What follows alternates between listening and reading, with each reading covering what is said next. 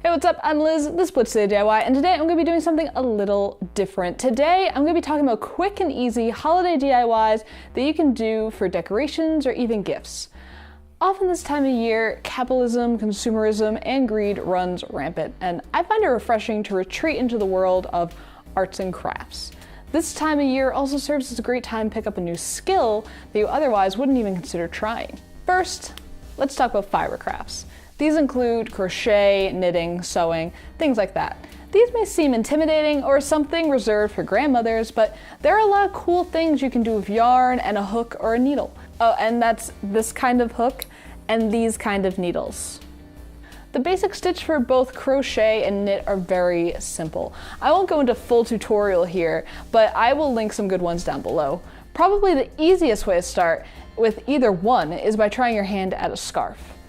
You can use the basic stitches and not worry about gauge. That's the tension of your stitches, which honestly does take practice to master and comes into play when you're making things like hats that have to fit someone or be a certain size. If you want to try getting fancy, you can take a stab at making mini decorations like this crochet tree, which can be made in about 20 minutes once you get your speed up.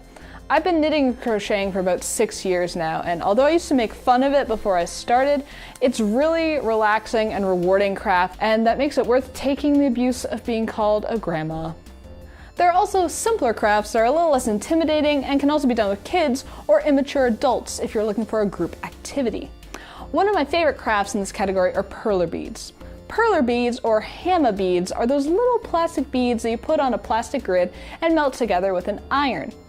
In its simplest form, you've probably thrown a bunch of random beads onto the grid as a kid and had your mom iron it, and that was it.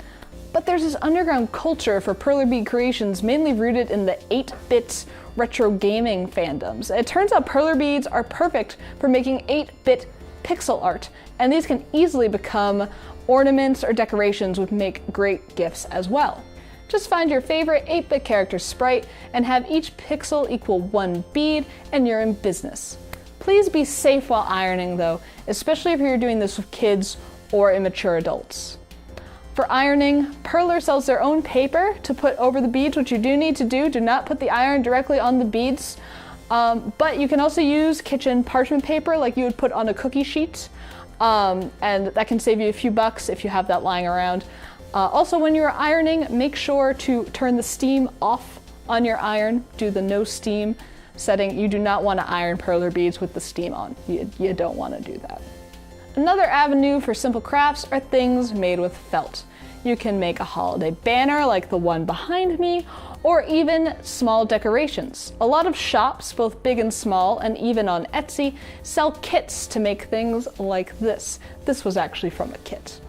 I've made a few of these felt mice decorations too that sit on candy canes. The one you're seeing in the footage is actually one I made in 1998 when I was but a young pup. You just need some felt, scissors, googly eyes, and glue. And as you can see, it's very simple. You just cut out the shape, put a little slit in it, put some ears on, you're good. Felt's also really cheap, usually costing about 50 cents per sheet, so it's quite cost effective, and another option that's great for kids or immature adults. But if all of these crazy craft store cat lady crafts just aren't your style, maybe consider the ultimate DIY: baking. The tradition of making and sharing food is one of the oldest that humanity has, although it's certainly become rare in some circles lately. Baking may seem intimidating at first, but if you start out with a simple cookie recipe, I think you'll find it's definitely doable. Just follow the directions and measurements and you'll be successful, I promise. One of the most foolproof recipes is actually the Toll House chocolate chip cookie recipe found on the back of the chocolate chips packaging. So if you're brand new to baking, I would start there. There are a lot of really good recipes actually found on ingredients packaging, so if you're stumped or afraid of venturing into Pinterest, there's a good place to start.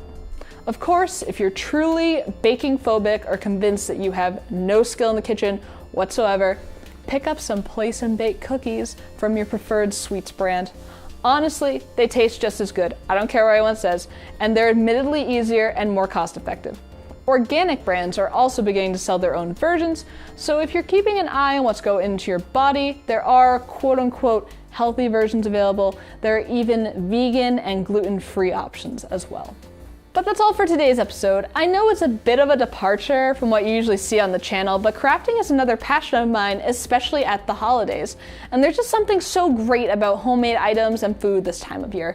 If you like this video, toss me a thumbs up or likewise a thumbs down if crafts give you flashback to popsicle stick hell in kindergarten. And if you're usually around for normal content, don't worry. Think of this as a one-time holiday episode. Until next year, that is. Leave any questions or comments below, especially if you try one of these craft ideas, or if there's another craft that's near and dear to your heart. Find me on social media, links are below, and if you do make anything, feel free to share it with me on your preferred platform. Until next time, this has been Blitz City DIY.